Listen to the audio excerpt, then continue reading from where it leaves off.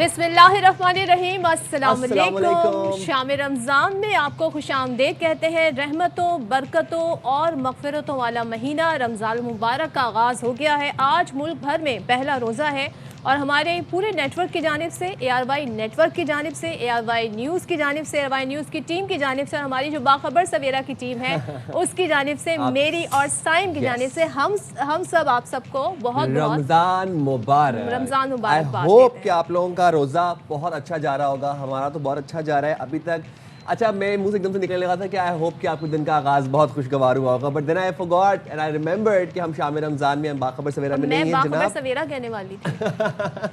तो अब आज हम शाम रमज़ान के पहले रोज़े का प्रोग्राम कर रहे हैं और शाम रमज़ान का पहला प्रोग्राम है। रमज़ान सिर्फ आपको पता है कि भूख और प्यास का नाम नहीं है। रमज़ान नाम है खुद एहतसाबी का, सेल्फ रिफ्लेक्शन का, देन सेल्फ अकाउंटेबिलिटी हमने बोला, इसके बाद सब्र, शुक्र, इसार, अपनी ब्लेसिंग्स को काउंट करना और अपनी ब्लेसिंग्स के बारे में थैंकफुल, ग्रेटफुल होना। बिल्कुल। और ये महीना है, इस महीने की बड़ी अहमियत इसलिए भी है कि इस महीने का बिलखुसूस कुरान पाक में ज़िक्र हुआ है। कुरान पाक का नुज़ूल भी इसी महीने से शुरू हुआ था। तो रहमतों, बरकतों का, इल्म का ये महीना कहलाता है। सब्र, इसार का और दूसरों से अपना ताल्लुक़ जोड़ने का ये महीना कहलाता है। पाकिस्तान में रात गए हम तरावी हमने देखी, मसाजिद में तरावी का एहतमाम किया गया और उसके बाद हमने ये देखा कि सहर का सिलसिला शुरू हुआ और बड़ी तादाद में लोगों ने मसाजिद का रुख किया तरावी के लिए, नमाज तरावी के लिए। सहरी में वो जो रिवायती एक पाकिस्तान में हम तरीका देखते हैं, जो रौनक होती है रमज़ान की, वो हमें नज़र आती है। सब लोग मिल बैठकर एक साथ सहर का एहतमाम भी करते हैं और अच्छी बात यह है इस बार के गैस मौजूद है, 3 बजे गैस आ जाती है बहरहाल। लेकिन ये है कि ये रहमतों का महीना शुरू हो गया है। दुआ गो है पाकिस्तान के लिए, हम सब के लिए अमन सलामती का महीना साबित हो। आमीन। सेकेंडली, मौसम बड़ा खुशगवार था जनाब। कल मैं सहरी के लिए बाहर निकला और मैं मौसम देख के I was surprised, I was very impressed by the मौसम एक्चुअली, कि मौसम क्या रंग दिखा रहा है। मौसम बाकायदा ये बता, ठंडी हवाएं चल रही थी कराची में, तो ठंडी हवाएं चलना दस्तूर है और मौसम बाकायदा ऐसे वाइब आ रही थी कि माह रमज़ान स्टार्ट हो गया है, पहली सहरी है, पहला रोज़ा आज होगा। एक मुझे एक स्पिरिचुअल सी वाइब होती है ना, पूरे शहर की वो वाइब थी। और सारे जितने अपनी फैमिलीज़ के हमरा मैंने देखा कि सहरी के लिए बाहर निकले हुए थे बच्चे। अच्छा, बहुत से बच्चे ऐसे भी हैं जिनका इस दफ़ा पहला रोज़ा है, वो बच्चे भी निकले हुए थे पहली सहरी करने के लिए। तो मतलब बाय एंड लार्ज एक बहुत अच्छी पॉजिटिव वाइब अभी है। तो ये आगाज़ है, अभी हम देखेंगे आहिस्ता आहिस्ता रौनक जो है उसमें मज़ीद इजाफा होगा इंशाल्लाह। सो माह सयाम का आगाज़ हो गया है। पाकिस्तान में आज पहला रोज़ा है, जबकि दीगर ममालिक सऊदी अरब, मिस्र और खलीजी ममालिक में दूसरा रोज़ा है। अमेरिका और यूरोप में भी हमने देखा कि आज वहाँ पर दूसरा रोज़ा रखा गया है। तो जनाब, किस तरीके से खुशामदीद कहा गया है दुनिया भर में रमज़ान के इस मुक़द्दस महीने को, आइए आपको दिखाते हैं।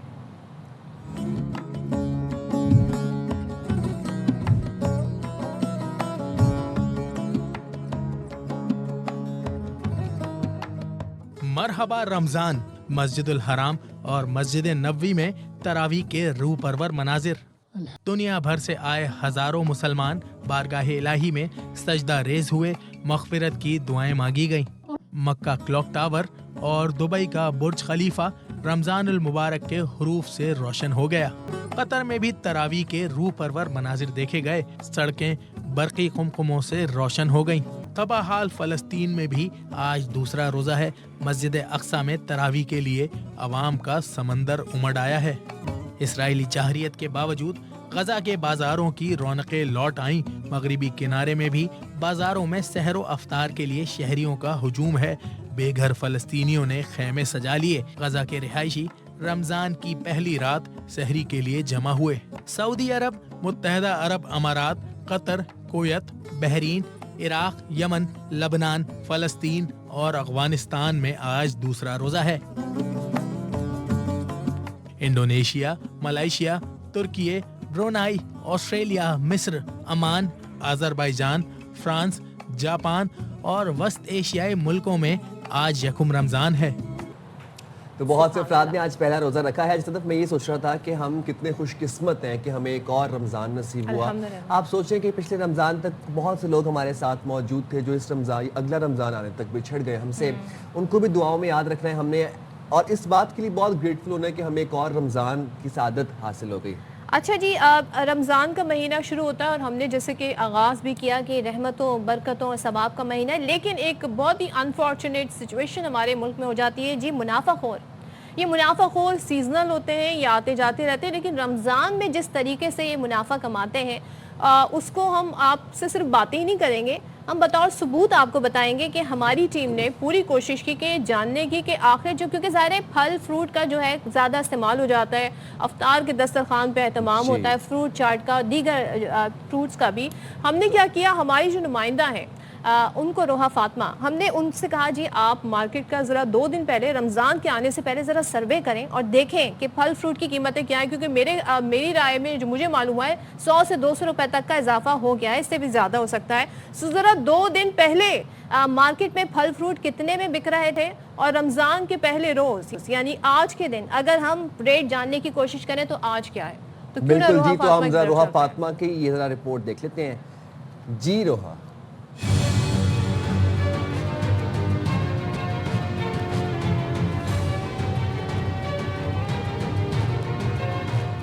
जी बिल्कुल, देखिए मैं इस वक्त मौजूद हूँ सदर बोहरी बाज़ार की फ्रूट मार्केट में, और चूँकि आज 16 फरवरी है, आज जो फलों का रेट है वो कीनू इस वक्त 400 रुपये दर्जन में फ़रोख्त किए जा रहे हैं मार्केट में। इसी के साथ साथ स्ट्रॉबेरी जो कि अभी की सौगात है, और स्ट्रॉबेरी जो है वो 600 रुपये किलो में फ़रोख्त हो रही है, 600 भी है और कहीं कहीं स्ट्रॉबेरी के रेट्स 1000 रुपये भी किलो में मार्केट में फ़रोख्त हो रही है। इसी के साथ साथ चीकू की बात करें तो चीकू जो है वो 150 रुपये किलो में है, जबकि सेब की बात करें तो सेब इस वक्त 400 रुपये किलो में बाज़ार में फ़रोख्त हो रहा है। मार्केट में जो रेट्स हैं फ्रूट्स के वो इस वक्त नॉर्मल चल रहे हैं, बेहतर हैं, लेकिन हम यही देखते हैं कि फ्रूट्स के जो रेट्स हैं वो रमज़ान के बाद क्या चलते हैं।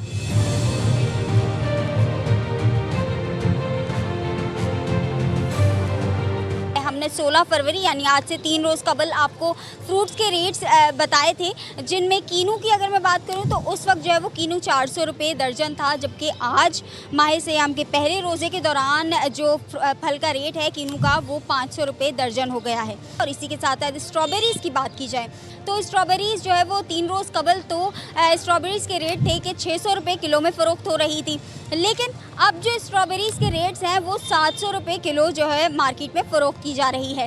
केला स्पेशली देखा गया कि केला जो 3 रोज़ कबल 150 रुपये दर्जन दिया जा रहा था, वो केला अब 300 रुपये दर्जन मार्केट में फ़रोख्त हो रहा है। तो आवाम से जब हमने बात की, उनकी जानिब से यही कहा गया कि जिस महीने में, जिस बाबरकत महीने में आवाम को रिलीफ मिलना चाहिए, उसी महीने में हर फल की कीमतें जो है वो आसमान को छू जाती हैं। लिहाजा जो मुताल्लिका महकमे हैं वो इन पर कुछ कंट्रोल करें, चेक एंड बैलेंस रखें, क्योंकि आवाम को रिलीफ देने वाले महीने में आवाम को ही सज़ा मिल जाती है। जी। अब आप अंदाज़ा लगाएं कि देखें, हमने पहले अपनी नुमाइंदा को भेजा 2 दिन पहले ताकि अंदाज़ा लगाया जाए कि मार्केट में फल फ्रूट किस कीमत पर मिल रहे हैं। तो पहले ही ऑलरेडी महंगाई है, लेकिन उसके बावजूद रमज़ान के महीने में पहले रोज़े में आप देख रहे हैं 100 से 200 रुपए का इजाफा हो गया है, और इस वक्त तो फल भी बड़े डिफरेंट मिल रहे हैं, क्योंकि रिवायती तौर पर जो फ्रूट चाट में यूज़ होते हैं हम देखते हैं, ज़ाहिर सीज़न डिफरेंट है, फ़ैब के महीने में रमज़ान आया तो इस वक्त डिफरेंट हम देख रहे हैं। दुनिया भर में सस्ते हो जाते हैं। अभी हम लंदन में देखते हैं 12 पाउंड की चीज़ 6 पाउंड की मिल रही है। भारत समेत दुनिया भर में मुस्लिम ममालिक के अंदर भी जहाँ पर मुस्लिम कम्युनिटीज़ हैं, आप एक बात देखें कि शैतान तो बंद हो गया है, शैतान तो कैद हो गया है, लेकिन मुनाफाखोर खुल गए हैं और मन मानी कीमतों के ऊपर अशिया खुरोनोश और फ्रूट्स, जबकि पता है कि फ्रूट्स जो है वो रमज़ान में एक बेसिक जुज़ है और अशिया खुरोनोश है। अभी ये फ्रूट से सिलसिला शुरू हुआ है सदफ, आप देखिएगा चीनी क्या, दूध क्या, ये सब मुनाफाखोरी जो है इसके ऊपर चलेगी। चलें जी, तो हमारे नुमाइंदगान हमारे साथ मौजूद है, उनकी तरफ चलते हैं। हम डिफरेंट शहरों से भी राय जानने की कोशिश करते हैं। लाहौर से उल्फत मुगल हमारे साथ है, मंजूर अहमद हमारे साथ है क्वेटा से, और हमारे साथ मौजूद है मुल्तान से मिर्ज़ा अहमद। सबसे पहले उल्फत से ज़रा पूछते हैं कि शहर लाहौर में क्या सिचुएशन है, क्या वहाँ पर भी रमज़ान की आमद के साथ ही मुनाफाखोर सरगर्म हो गए, उन्होंने कीमतें बढ़ा दी हैं? तो उल्फत ज़रा हमें बताइएगा लाहौर में क्या रेट है, पहले के रेट क्या थे, अब क्या रेट है? जी सदफ, बहुत शुक्रिया सबसे पहले आपको और आपके नाजरीन को रमज़ानुल मुबारक की आमद बहुत मुबारक। आज पहला रोज़ा है और उसी शान शौकत के साथ लोग पहली अफ्तारी की तैयारी भी कर रहे हैं। लाहौर भी बाकी दीगर शहरों की तरह उन्हीं के रंग में रंगा हुआ है और हर चीज़ रमज़ानुल मुबारक की आमद के साथ ही महंगी हो गई है। सबसे ज़्यादा जिस चीज़ की कीमतों को पर लगे हैं वो खरबूजा है, जो पहले 3500 4000 की पेटी बिक रही थी, आज तकरीबन 6 साढ़े 6 हज़ार रुपये की पेटी बिक रही है। इसी तरह सेब, जो अच्छा नंबर 1 सेब है, उसकी कीमतों में भी बहुत ज़्यादा इजाफा हुआ और तकरीबन ये मंडी के रेट है सदफ, जो मैं आपको बता रहा हूँ, ये लाहौर की सबसे बड़ी फ्रूट मंडी के रेट है। अगर आप दुकानों पे जाएंगे तो इसको तकरीबन डबल नहीं तो इससे थोड़ा सा और कम करके, ज़ाहिर है दुकानदार ने अपना मार्जिन रखना होता है। सेब जो है वो तकरीबन 700 रुपये किलो, अच्छा सेब जो नंबर 1 क्वालिटी का है वो 700 रुपये किलो मिल रहा है। जो अच्छा केला है वो तकरीबन 350 रुपये दर्जन मिल रहा है। जो किन्नू है उसकी तकरीबन वो भी 350 400 से 450 रुपये तक बिक रहा है। अमरूद है, जितनी मुख्तलिफ जो फ्रूट है तमाम की कीमतों में तकरीबन इजाफा हो गया है। यहाँ पर हमने एज ए ख़रीदार भी विज़िट किया है और एक सहाफ़ी के तौर पर हमने मालूमात भी लिए हैं। जो जहाँ पर दुकानदार हैं उनका कहना है कि असल जो प्रॉब्लम होती है वो आड़ती है। आड़ती जब किसान अपनी चीज़ लेकर मंडी पहुंचता है तो आड़ती उससे पूरे का पूरा ट्रक खरीद लेता है, फिर उसके बाद आड़ती अपनी मर्ज़ी से चीज़ें बेचता है। आड़ती का कहना है कि नहीं, मेरे पास जब वो आते हैं तो मैं तो अपने चार्जेस लेता हूँ, किसान अपनी चीज़ खुद बेचता है। तो चूँकि जैसे जैसे चीज़ें ट्रैवल करती जाती हैं फिर उसी तरह चीज़ें और महंगी आती हैं। तो जो लाहौर के करीबी इलाकों के लोग हैं वो तो यहाँ मंडी से आके ख़रीदारी कर लेते हैं, लेकिन जो मंडी से दूर के लोग हैं उनको ये चीज़ें महंगी पड़ती हैं। जितनी भी चीज़ें हैं तकरीबन सब की कीमतों में 50 से लेकर 150 तो उल्फत, एक बात बताइए, इन शॉर्ट मुनाफा मुनाफाखोरी की जा रही है। आप बता रहे हैं कि आप लाहौर की सबसे बड़ी मंडी में मौजूद हैं। मुझे ये बताएं, इंतज़ामिया कहाँ पे है, कमिश्नर्स कहाँ पर हैं, आपको फील्ड में नज़र नहीं आ रहे? इंतज़ामिया क्यों इस बात को यकीनी नहीं बना रही कि मुनाफाखोरी के खिलाफ इकदाम किए जाएँ? आज पहला रोज़ा है, आवाम का इस चीज़ से कोई लेना देना नहीं है कि आड़ती महंगा ट्रक खरीद रहा है, आड़ती पूरा पूरा ट्रक खरीद रहा है। इंतज़ामिया क्या कर रही है? जी साहब, अभी से कुछ देर पहले यहाँ पर डीसी लाहौर ने विज़िट किया है इस फ्रूट और सब्ज़ी मंडी का। उन्होंने यहाँ पर चीज़ें चेक की और सब ओके की रिपोर्ट लेकर वो यहाँ से रवाना हो गए। उसके बाद भी मनमानी और उससे पहले भी मनमानी। जो दुकानदार है उसका कहना है कि उसकी जो कीमत ख़रीद है, अगर उस पर वो अपना मुनाफा नहीं रख के बेचेगा तो फिर वो बिज़नेस उसने चला लिया, वो कैसे बिज़नेस चलाएगा? असल एक मैकेनिज़्म बनाना पड़ेगा, किसान को उसका हक मिले, फिर जब ये चीज़ ख़रीदार तक पहुँचे तो उसका पूरा एक मैकेनिज़्म होना चाहिए। यहाँ पर डीसी साहब जो है वो आज उन्होंने विज़िट किया, बाकी पूरा रमज़ान वो अपने दफ्तर में बैठकर वो रेट लगा देंगे, फिर दुकानदारों को पाबंद करेंगे। वो रेट ऐसे होंगे कि दुकानदार को वो सूट नहीं करते होंगे और जो डीसी साहब देते होंगे वो रेट उनकी अपनी मर्जी के होंगे। तो इसलिए मैकेनिज्म नहीं है, मैकेनिज्म नहीं है। लेकिन ये बात है कि रमज़ान का महीना हर साल आता है और हर साल ही हमें पता होता है कि मुनाफाखोर सरगर्म हो जाते हैं। तो पहले से ही इसके लिए होमवर्क किया जाना चाहिए था, पहले से ही एक्शन में आ जाना चाहिए था। कमिश्नर, डिप्टी कमिश्नर को मुल्तान चलते हैं, मिर्ज़ा अहमद अली हमारे साथ हैं, उनसे बात करते हैं। मिर्ज़ा अहमद अली, आपने अहवाल तो सुन लिया होगा कि कराची में क्या रेट्स बढ़ गए हैं और लाहौर में क्या है, जबकि ये वो महीना है जब हम सोचते हैं, कोशिश करते हैं, बरकतें समेटें, दुनिया भर में प्राइस कम हो जाते हैं। मुल्तान में क्या सूरत हाल है? जी बिल्कुल, माह सयाम का बाबरकत महीना शुरू होते ही मुल्तान में भी हालात कुछ मुख्तलिफ नहीं है। आज पहला रोज़ा है और पहले रोज़ जो है 50 से 100 रुपये जो है फलों की कीमतों में इजाफ़ा है। आपको बताता चलूँ कि कीनू जो है वो 50 रुपये इजाफे के साथ 200 रुपये फ़ी किलो, अमरूद भी 50 रुपये इजाफे के साथ 2 रुपये फ़ी किलो, केला 60 रुपये इजाफे के साथ 200 रुपये दर्जन से 250 रुपये दर्जन, सेब 50 रुपये इजाफे के साथ 300 रुपये से 400 रुपये किलो, जबकि स्ट्रॉबेरी 800 रुपये किलो से 600 रुपये किलो फ़रोख्त हो रही है।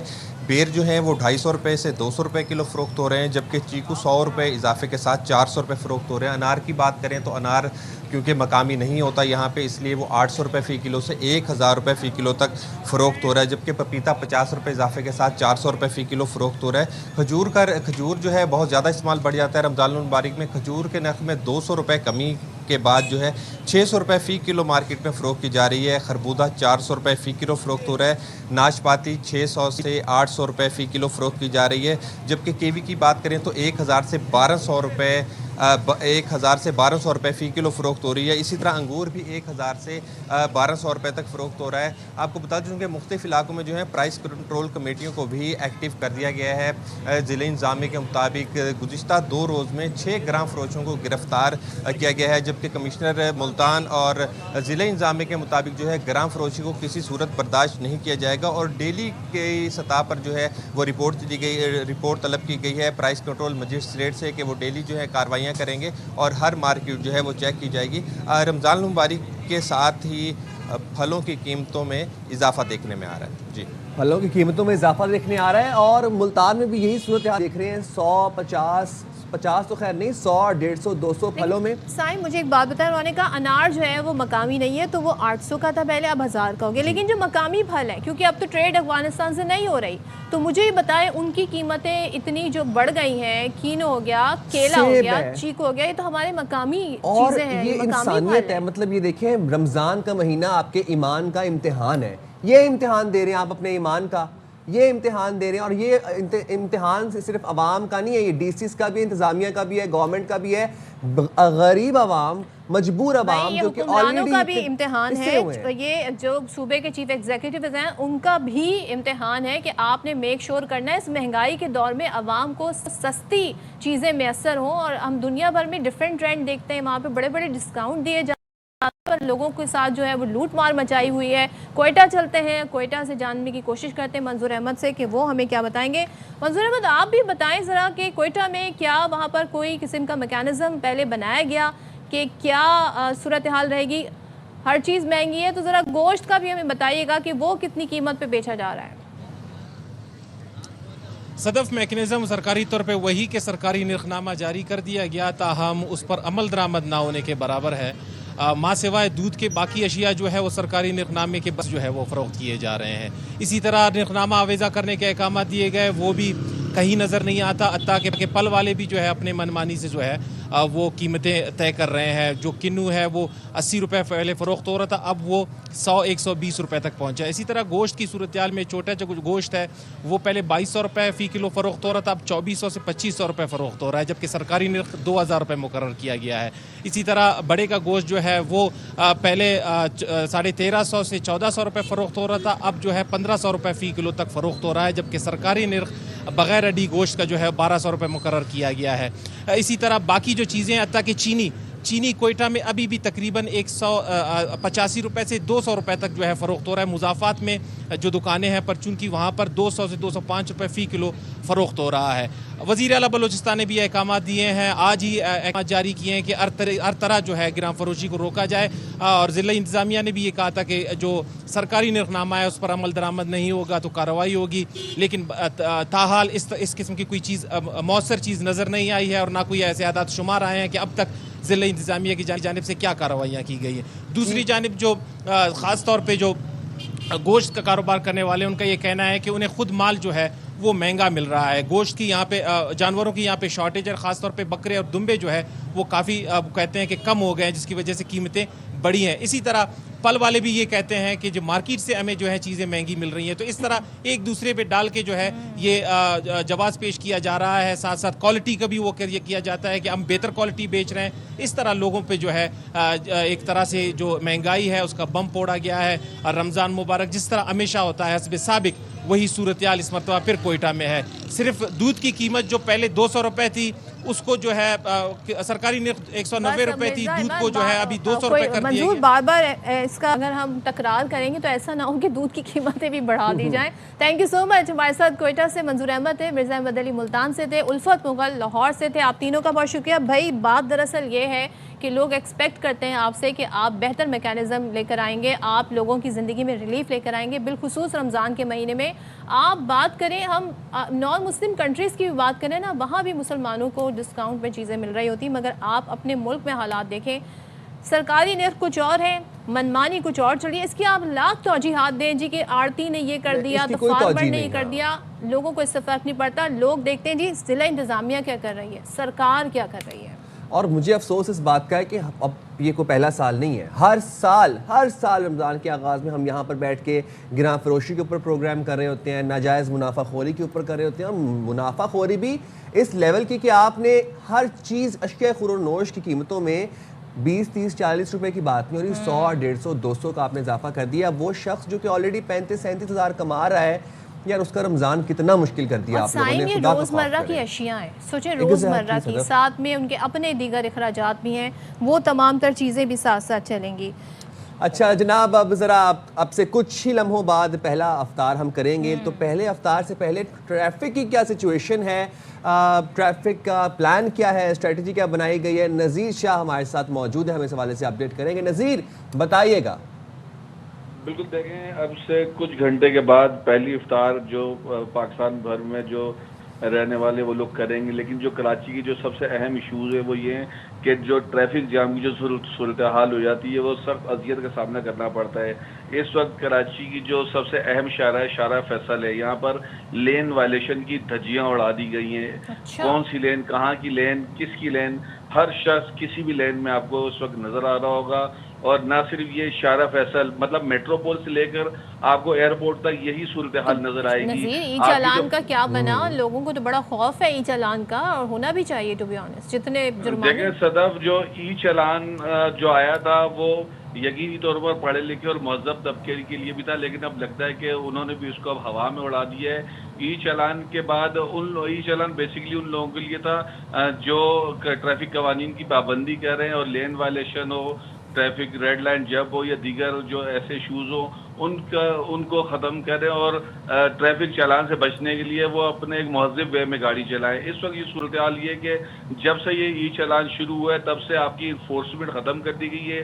आपको सड़क पर कोई ट्रैफिक एहलकार नज़र नहीं आता, जिसका नतीजा ये निकला है कि अब से 3.5 से 4 घंटे के बाद जब ये इफ्तार का वक्त करीब आएगा शायद बहुत से लोग। तो नज़ीर, आप ये कह रहे हैं कि रमज़ान के लिए कोई ख़ास प्लान नहीं है ट्रैफिक पुलिस के पास? उन्होंने हर साल एक प्लान तरतीब दिया जाता था कि फर्स्ट 10 डेज क्या प्लान होगा, उसमें क्या होगा, लास्ट अशरे में क्या होगा, एक्स्ट्रा नफरी जो है उसकी तलब होती थी, उसको बुलाया जाता था। इस बार क्या प्लान है या कोई प्लान नहीं है? देखें, इस बार हमारे को कोई प्लानिंग नजर नहीं आती, नहीं कोई जो ट्रैफिक का बाकायदा प्लान बनाया जाता है कि पीक आवर में किस तरह की नफरी और कहाँ तैनात की जाएगी। जब नफरी है ही नहीं तो उसको तैनात कहाँ करेंगे, क्योंकि इन्फोर्समेंट तो हटा ली गई थी। और हमारे मुसद्दिक़ा ज़राए का कहना है कि ट्रैफिक की सूरत हाल पर वज़ीर दाखिला सिंध की जानिब से आज बहुत बरहमी का इजहार भी किया गया है। उनकी जानिब से खुसूसी तौर पर जो बेहंगम ट्रैफिक है और जो ट्रैफिक की सूरत हाल है, इस पर IG सिंध से भी उनकी बात हुई है। और जो इस वक्त यकीनी तौर पर जैसे आज पहला रोज़ा है और ट्रैफिक का जो दबाव है वो हर रोज़ा जैसे जैसे ख़त्म हो जाता है, क्योंकि कई जगह 6 रोज़ा तरावी होती है, कई जगह 10 रोज़ा होती है, फिर मार्केट्स खुलना शुरू हो जाती हैं। अगर आज पहले रोज़े के दिन ही ट्रैफिक की ये सूरत हाल रही तो आप बाकी 29 का अंदाज़ा खुद लगा सकते हैं। और इसी पर आज खुसूसी तौर पर CPO में भी एक बैठक हुई है जिसमें IG सिंध को, additional IG Karachi, DIG traffic को इनको यकीनी तौर पर अहकामात पास किए जाएंगे कि शहरियों की सहूलत के लिए ऐसे इकदाम किए जाएं ताकि शहरी रोज़े की हालतों में कम से कम ख्वार न हो। सही बात है जी। ठीक है, बहुत शुक्रिया नज़ीर शाह हमें अपडेट करने के लिए। और कराची में जो सबसे ज़्यादा हम ई चालान्स देख रहे थे वहाँ पर वो तो शारा फैसल पर हो रहे थे, क्योंकि वहाँ पर लेन्स भी मौजूद थी, वहाँ पर आपके पास 60 की स्पीड लिमिट थी। अब शारा फैसल के ऊपर ही लेन की खिलाफ वर्जी भी हो रही है और नज़ीर पर कोई लेन शेन नहीं। अब लोग तैयार हैं, अब आपको आएंगे जुर्माने, तो फिर जुर्माने तो आएंगे, इसलिए आप तैयार रहें। बस जाएंगे हम एक छोटी सी ब्रेक पे, हाजिर होंगे ब्रेक के बाद। स्टे देयर विद अस।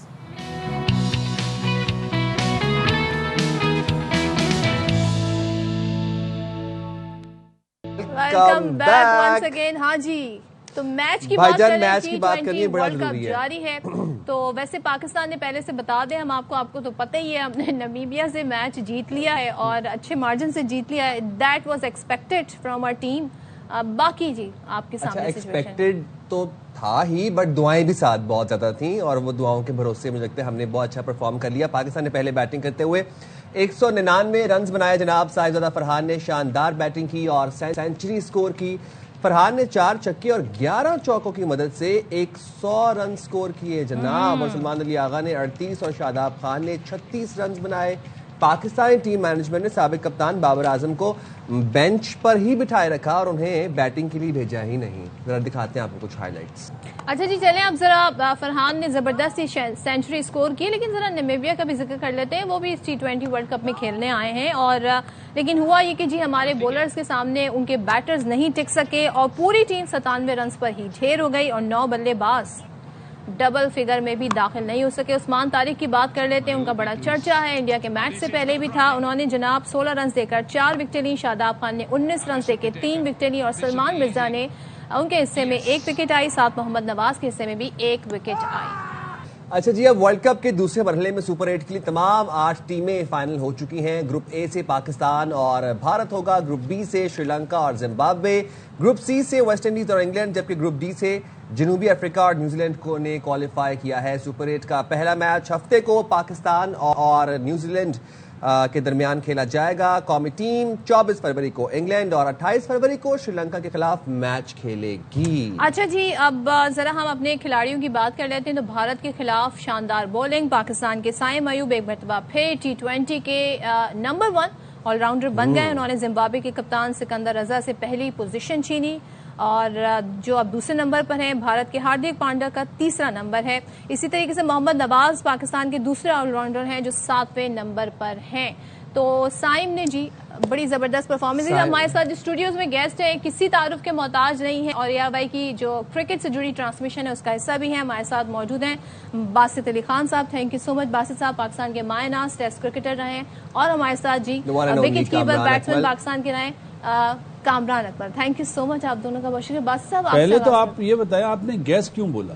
ये तो हमारा अपना चैनल, हमारा फैमिली चैनल। मैं देख रही हूँ आजकल आप काफी गुस्से में जब से पाकिस्तान इंडिया से मैच हारा है। लाजमी बात है, होना तो हर बात में आप कोई ना कोई नुक्ता निकाल के ले आते हैं। गुस्सा नहीं होता, अफसोस होता है कि जिस तरह की क्रिकेट खेलनी चाहिए वैसा नहीं खेल रहा है। अच्छा, आप बताएं ना, क्या आप रोजाना हमेशा ये सोचेंगे इंडिया जीत जाए, इंडिया जीत जाए? लेकिन हम नामीबिया से जिस तरह जीते हैं, मैं सबसे पहले बात करूंगी फरहान की मैं इसलिए बात करूंगी हमने इंडिया के मैच में परफॉर्मेंस उस तरह की नहीं देखी। हो जाता है चले, लेकिन यहाँ पर उन्होंने 100 रन और जिस तरह के 100 रन बनाए वो आप सबके सामने जबरदस्त सेंचुरी स्कोर की है।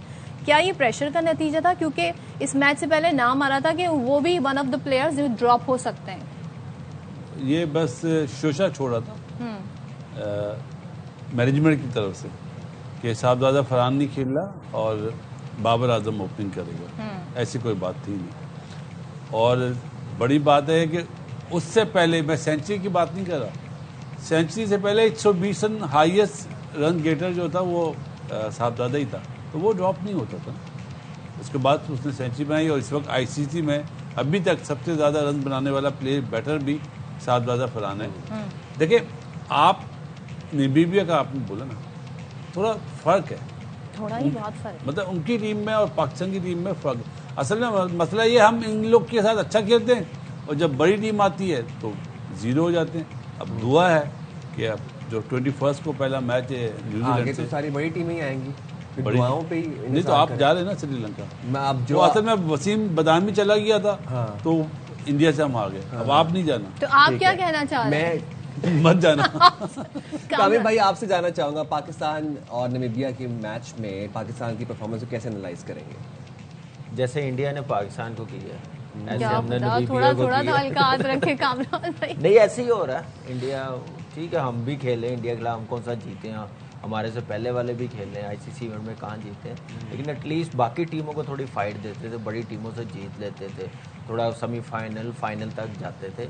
लेकिन रिसेंटली आप देखें कि इस टीम की परफॉर्मेंस, फिर पास में 4-5 टूर्नामेंट देख लें, वो इतने अच्छे नहीं गए, पहले राउंड से बाहर हो गए हैं और सुपर 6 में भी, सुपर 8 में भी क्वालिफाई नहीं कर सके 2024 में। तो यही फ़र्क नज़र आ रहा है कि वो टीम ज़्यादा बड़ी थी, परफॉर्मेंस क्यों नहीं हो रही?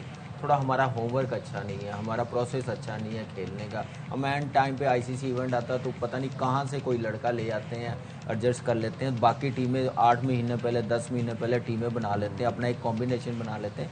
हम उसमें थोड़ा लैग करें क्योंकि हमारा सिस्टम नहीं बना हुआ।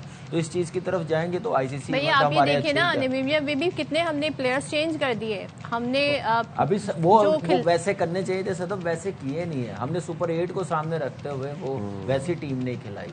जैसे बॉलिंग लाइनअप होनी चाहिए, बैटिंग लाइनअप होनी चाहिए। अगर बाबर खेल रहा है तो नामीबिया थी, आप उसको भेजते नंबर 4 पे, वो रन्स करता, कॉन्फिडेंस आता। अगर आपने सुपर 8 के मैच खिलाने हैं, 21, 24 और 28 को खिलाने हैं, आपका मेन प्लेयर है, बेस्ट प्लेयर है, इससे अच्छा आप उसको बारी दें, ना कि आप उसको 7वें 8वें नंबर बारी ना आए। तो ऐसे मेरे ख्याल से नहीं, हम नामीबिया जैसी टीम के खिलाफ बाबर को खिला ही नहीं रहे, जबकि बाबर के लिए हम शुरू से ही कह रहे हैं कि वो T20 के प्लेयर नहीं है, बहुत बड़े प्लेयर हैं। शुरू से नहीं कह रहे, अभी रिसेंटली जो फॉर्म जो उनकी फॉर्म है, लेकिन हमने इंडिया के मैच में उन्हें 4th नंबर पे भेजा। ये कौन से डिसीजन? मैं वही कह रहा हूँ ना, वो 4 पे ही बनता था, जिस मकसद के लिए लेके गए वो 4 पे ही खेला है। लेकिन पहली बात तो यह है बाबर का 4 नंबर नहीं है। हम लोग होते, बासित भाई होते, बासित भाई की आपकी नहीं, मेरी राय होती अगर मैं देखता टॉप 3 में उसकी जगह नहीं बन रही तो मैं स्क्वाड में भी ना लेके जाता, उसको मैं ड्रॉप कर देता।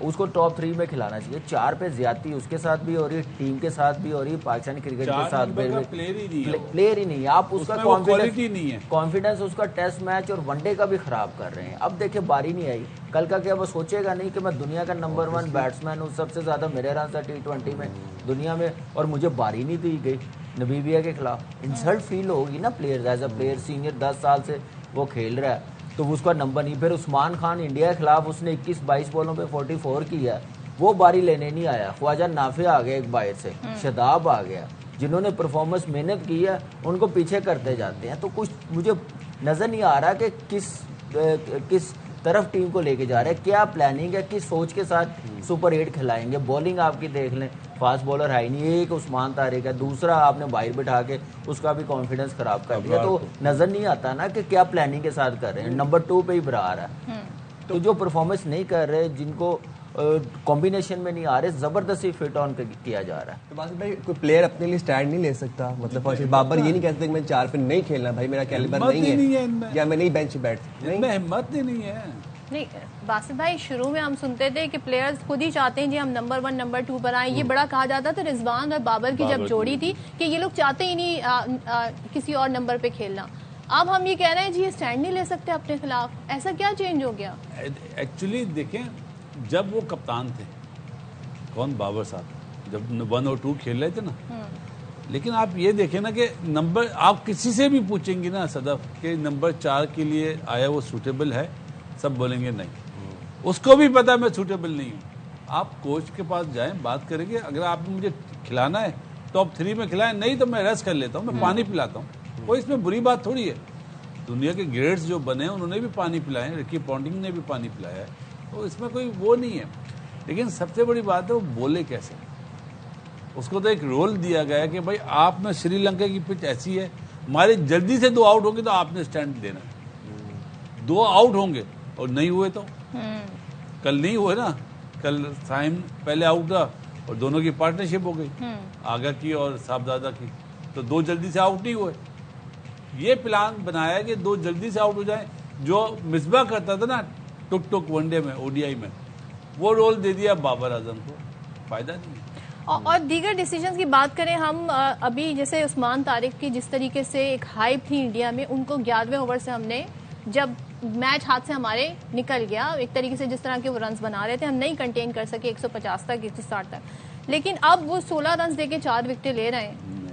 तो ये स्टैट्स मिसलीडिंग है? नहीं इशू क्या है? आप पहले अमेरिका वाला मैच देखें, उसमें भी उसने 10 ओवर के बाद बॉलिंग करी, इंडिया के अगेंस्ट भी 10 ओवर के बाद करी, जो अभी 4 विकेटें आप बोल रही है ना, वो भी 10 ओवर के बाद बैटिंग करी। तो उधर क्या हुआ और यहाँ क्या हुआ? वहाँ पे बैट्समैन खेल रहे थे जो इंटरनेशनली नाम है, जिनके परफॉर्मर है, जिन्हें टैकल करना आता है। यहाँ नामीबिया में तो बेचारों को समझ में भी नहीं आता ना कि वो क्या लेग ब्रेक कर रहा है, गुगली कर रहा है, फ्लिपर कर रहा है, ये सारी चीजें ना। क्लास चांस एज वेल ना, हो सकता जिन्होंने नहीं खेला इंडिया में उस्मान को, उनके लिए वो मुश्किल भी हो सकता है। ये सवाल वैलिड है कि पहले लाते ईशान किशन ने नहीं खेला था, ये वैलिड सवाल है। देखिए खेलना तो सारी टीम ने फर्स्ट टाइम ही था उस्मान तारिक, ईशान किशन की बात नहीं, सब ने। लेकिन आप देखते हैं प्लान बना के रखते हैं, प्लान ए प्लान बी, अगर प्लान ए कामयाब नहीं हुआ तो प्लान बी पे जाएंगे ना, कि अब वो कैसे इम्प्लीमेंट करना, किस बॉलर को लेके आना। आपने देखा कि फर्स्ट 6 ओवर्स में 60 प्लस लग गए हुए हैं, या पहले 7 ओवरों में 70 प्लस लग गए हैं, तो आप अपना बेस्ट बॉलर लेके आएंगे, जो विकेट टेकिंग है, आपका ट्रम्प कार्ड है, तो आप उसको लेके आएंगे। आपने जो क्या नाम है यूएसए के खिलाफ 10वें 11वें ओवर में लेके आए थे ना, वही मेंटालिटी इंडिया के खिलाफ इम्प्लीमेंट कर रहे थे। इंडिया की team far better number 1 team है, आपको अप्रोच चेंज की जाती है, आपको अटैकिंग क्रिकेट खेलनी पड़ती है। आप देखते हैं कि मेरा बेस्ट बॉलर कौन है, इब्रार और उस्मान तारिक। इब्रार को मार पड़ गई तो मैं दूसरा फौरन लेके आऊँगा, मैं 7वां 8वां ओवर उससे करवाऊंगा, ना कि जब वो 100 प्लस रन लग जाएंगे तो उस्मान तारिक को लेके वो तो फिर उससे चांस नहीं ना लेंगे, वो तो फिर आराम से खेलेंगे। वो वही किया उन्होंने, देखिए 1 विकेट ली, वो भी लास्ट ओवर में जाकर 4थी 5वीं बॉल पे। वो बड़ी प्लानिंग और होमवर्क करके आते हैं, गेम अवेयरनेस इसी को कहते हैं। जो हमारे प्लान्स जो थे ना, वो मुझे लगता लगता है कि वो गेम में नहीं थे, हम खोए हुए नज़र आ रहे थे, कोई नज़र नहीं आ रहा। डिसीजन टॉस का देख लें, प्लेइंग साइड देख लें, फील्ड चेंजिंग देख लें, बॉलर्स को कैसे यूटिलाइज किया, बैटिंग किस अप्रोच के साथ हुई। इतना स्कोर नहीं था कि बिल्कुल ही गेम से बाहर हो जाए। सिर्फ एक मेंटल ब्लॉक जो हुआ ना बड़े मैच का इंडिया के खिलाफ, वो लड़कों ने अपने ऊपर बहुत ज़्यादा हावी कर लिया हुआ था, प्रेशर ले लिया हुआ था। इसमें एक चीज़ और ऐड करूंगा कि सबसे बड़ा बैड डिसीजन तो आपने टॉस वाला करा ना। यस, जब आपने टॉस जीत लिया तो आपको मतलब थोड़ा बहादुरी दिखानी चाहिए थी। Bat first. Agree. Thank you very much Basit भाई, कायम भाई, आपका भी बहुत शुक्रिया। आपने बात का? शाम रमजान आपने हमें वक्त दिया ना हमारे बासित भाई का गुस्सा नहीं आ आपने रहा। वादा करा कि आप हमें अफ्तारी भी कराएंगे, वो तो बताएं। इंशाल्लाह, आपने इंशाल्लाह। यहीं पे रहना है, आप यहाँ पे उधर सारी अफ्तारी बातें जरूर हम टीवी पे कराएंगे। थोड़ी बता देंगे इंशाल्लाह। Thank you so much Kamran, आपका वक्त है। बासित भाई आपका बहुत जनाब यहाँ शुक्रिया। पर शामिल कर लेते हैं प्रोग्राम में। वो ये है कि चेयरमैन पीसीबी मोहसिन नकवी और कौमी हॉकी टीम के खिलाड़ियों से मुलाकात शुरू हो गई है और मुलाकात में कप्तान इमाद भट्ट समेत हॉकी टीम के सीनियर खिलाड़ी शरीक हैं। तो यही अपडेट है। शहजाद मलिक हमें इस हवाले से हमारे नुमाइंदे हमें अपडेट करेंगे। शहजाद बताइएगा। जी हाँ, कौमी हॉकी टीम के प्रो लीग में ऑस्ट्रेलिया जाने के जो मसाइल जो सामने आ रहे थे उसके ऊपर कुछ दिन से जो है वो मामला चल रहे हैं। कल जो गुज़िश्ता रोज टीम मैनेजमेंट में भी प्रेस कॉन्फ्रेंस की और आज सदर तारिक बुगटी ने, जो पीएचएफ के सदर हैं, उन्होंने भी प्रेस कॉन्फ्रेंस की और अमाज कीलबर्ट जो कप्तान हैं उनके ऊपर 2 साल की पाबंदी लगा दी और उसके बाद उन्होंने अपने ओहदे से इस्तीफा भी वज़ीर आज़म को भिजवाया है। लेकिन अब से कुछ देर कबल जो है चेयरमैन पीसीबी मोहसिन नकवी ने जो है कौमी टीम के खिलाड़ियों को, जो सीनियर खिलाड़ी हैं, उनको बुलाया है पाकिस्तान क्रिकेट बोर्ड में और अब से कुछ देर पहले उनकी मीटिंग शुरू हो चुकी है। अब वो इस मीटिंग में क्या आउटकम निकलता है इसका फैसला जो है वो कुछ देर तक आने का इम्कान है। जी अच्छा, ये सुना है शहजाद के जो कप्तान ने, इमाद ने जो बात उठाई थी, मामला रेस किया था, अब उन पर 2 साल की पाबंदी लगा दी, ना वो इंटरनेशनल क्रिकेट खेलेंगे ना डोमेस्टिक, उस पर कोई बात हुई है? जी बिल्कुल, पाबंदी का मतलब यही होता है कि वो कुछ कोई भी किसी भी किस्म की गेम जो है वो नहीं, ना डोमेस्टिक खेल सकेंगे ना इंटरनेशनल खेल सकेंगे। तो अब ये पाबंदी बरकरार रहती है इस मुलाकात के बाद कि नहीं रहती, ये इस मुलाकात के बाद जो है इसका फैसला होगा। शायद ये भी कहा जाता है क्योंकि वज़ीर-ए-आज़म मुल्क से बाहर हैं तो शायद मोहसिन नकवी को ये जिम्मेदारी सौंपी गई हो कि वो इस मामले का जो है वो आउटकम निकाले। बहुत शुक्रिया अपडेट करने के लिए। और उनके साथ गलत हुआ था और इस बात पे अगर अपने हुकूक के लिए आवाज़ उठाने के लिए, अपने साथ जो नाइंसाफ़ी, नाजायज़ रवैया, नारवा सलूक हुआ है उसके ऊपर आवाज़ उठाने के लिए अगर उन पर पाबंदी लगाई जा रही है तो ये तो इससे बड़ी ज़्यादती क्या ही हो सकती है। देखिए, बड़ी ज़रूरी मैं समझती हूँ ये मुलाकात हो गई थी और ड्यू थी, क्योंकि जिस तरीके से हमारे हॉकी प्लेयर्स के साथ हो रहा है, मुल्क की बदनामी भी हो रही है। जिस तरीके से वो मुल्क, ज़ाहिर है आपके प्लेयर्स आपके एम्बेसडर होते हैं मुल्क के, तो ठीक हुआ है। लेट्स सी कि इस मीटिंग का क्या नतीजा। जनाब यहाँ पर एक अपडेट शामिल कर लेते हैं। बानी पीटीआई की आंख की सूरत हाल पर शौकत खानम के सीएमओ डॉक्टर आसिम यूसुफ ने 3 माहिर अमराज रेटिना के नाम दिए हैं और डॉक्टर आसिम यूसुफ के दिए गए नामों में से किसी डॉक्टर को इजाज़त नहीं मिली। ख्वाजा नसीर हम इस हवाले से अपडेट करेंगे। ख्वाजा नसीर बताइएगा। बिल्कुल, पाकिस्तान तहरीक इंसाफ के इंतहाई जिम्मेदार तरीन जराये के मुताबिक शौकत खानम अस्पताल के सीएमओ आसिम यूसुफ की जानिब से बानी तहरीक इंसाफ की आंख के मामले पर इलाज के लिए 3 सीनियर माहिरीन है उनके नाम दिया गया थे। इन माहिरीन में डॉक्टर आसिम यूसुफ, जिन नामों को डॉक्टर प्रोफेसर आसिम यूसुफ की जानिब से दिया गया था, उनमें से किसी भी शख्स को, किसी भी डॉक्टर को इजाज़त नहीं दी गई। डॉक्टर आसिम यूसुफ ने ये नाम जिम्मेदार तरीन जराये के मुताबिक पीटीआई के जनरल सेक्रेटरी सलमान अकरम राजा को भिजवाए थे, जिनमें अशफा इंटरनेशनल के डॉक्टर आमिर अवान और मेजर जनरल रिटायर मजहर इसाक शामिल थे। इसके अलावा आर्म फोर्सेस इंस्टीट्यूट ऑफ एथियोलॉजी के सरबराह मेजर जनरल वकार मजहर का नाम भी शामिल था। इन नामों की इजाज़त न मिलने के बाद अब तक की सूरत के मुताबिक बानी पीटीआई को पहला जो इंजेक्शन है, आंख का इंजेक्शन 25 जनवरी को दिया गया था और उनका दूसरी आंख का इंजेक्शन लगने का जो मुकम्मल तारीख है वो 25 फरवरी सामने आ रही है। इस वक्त तक की सूरत क्लियर नहीं है कि जो शौकत खानम की जानिब से नाम, जिन सीनियर आई स्पेशलिस्ट के नाम भिजवाए गए, रेटिना के जो मर्ज के माहिरीन है, क्या उन्हें 25 फरवरी को यहाँ बानी तहरीक इंसाफ के उस वक्त जब ये आंख में इंजेक्शन लगेगा, जो उससे पहले जो उनकी ऑब्जर्वेशन होगी कि उन्हें इजाज़त मिलती है या नहीं मिलती। जी बहुत शुक्रिया ख्वाजा नसीर अपडेट करने के लिए।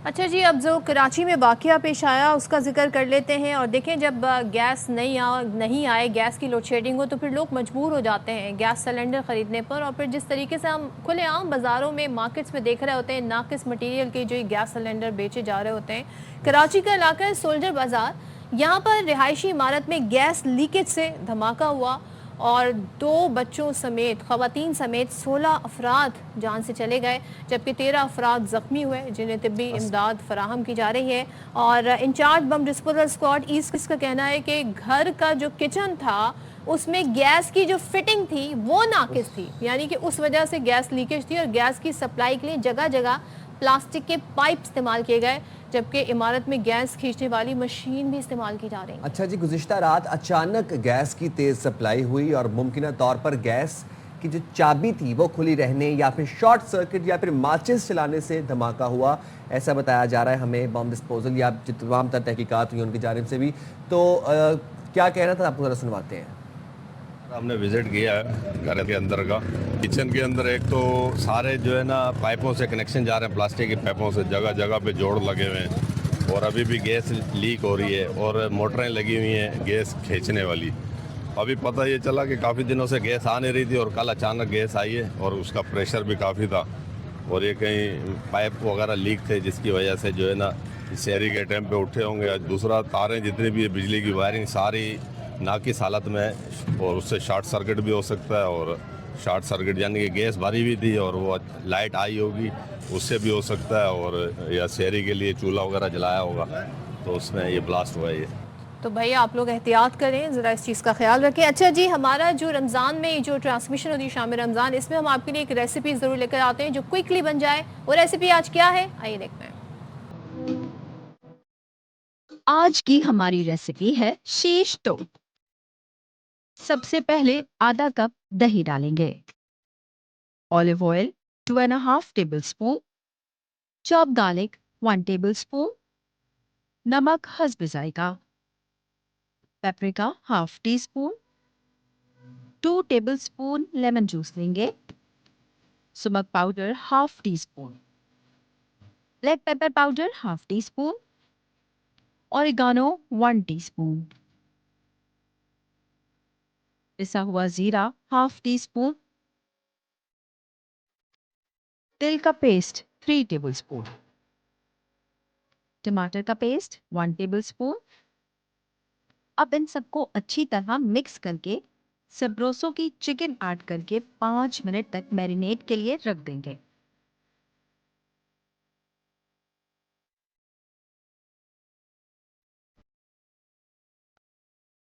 अब चिकन स्कीवर्स पर लगाएंगे,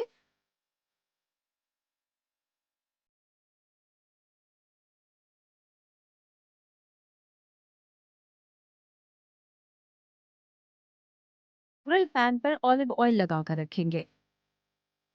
अब चिकन स्कीवर्स को रखेंगे,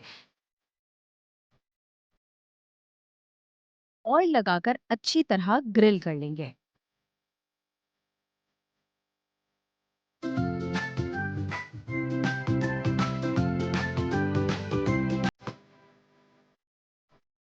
अब पिटा ब्रेड को टोस्ट करेंगे। डिप सॉस, आधा कप दही,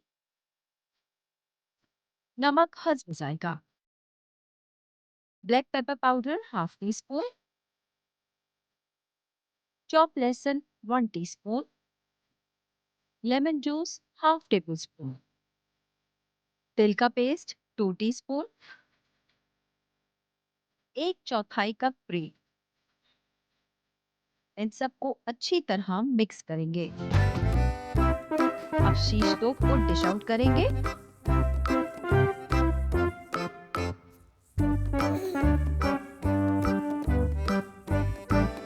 लीजिए, हो गई हमारी मजेदार शीश टोस्ट तैयार।